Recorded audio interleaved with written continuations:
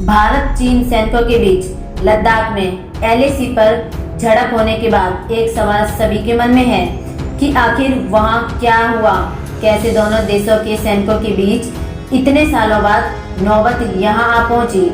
भारत ने तो अपने यहां की हुई कैजुअलिटी की जानकारी दे दी, लेकिन चीन नहीं बता रहा।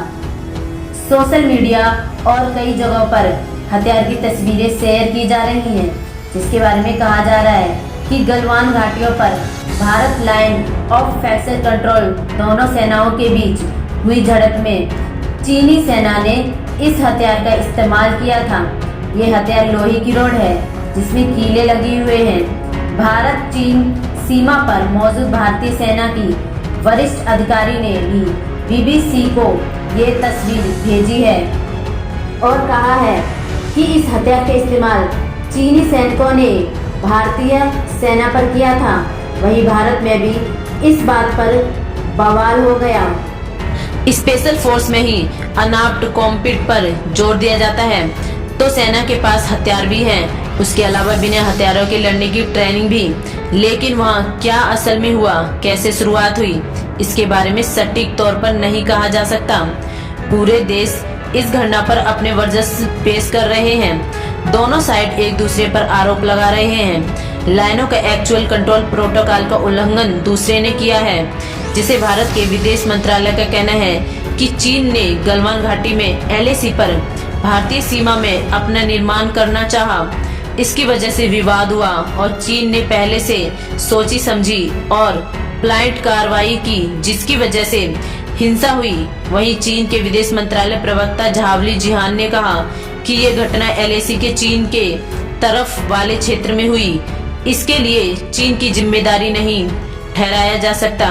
उन्होंने कहा कि भारतीय सैनिकों ने बॉर्डर प्रोटोकॉल और उनके कमांडर्स स्तर की बातचीत में हुई सहमति का गंभीर उल्लंघन किया।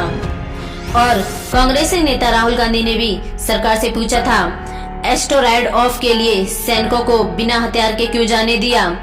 इसके जवाब में विदेश मंत्री एस जयशंकर मंत्री ने कहा कि गलवान घाटी में भारतीय सीमा पर तैनात भारतीय जवानों के पास हथियार थे, लेकिन पिछले समझौते के तहत उन्होंने हथियार का इस्तेमाल नहीं किया। आपको बता दें 1993 में भारत चीन के बीच समझौता हुआ था।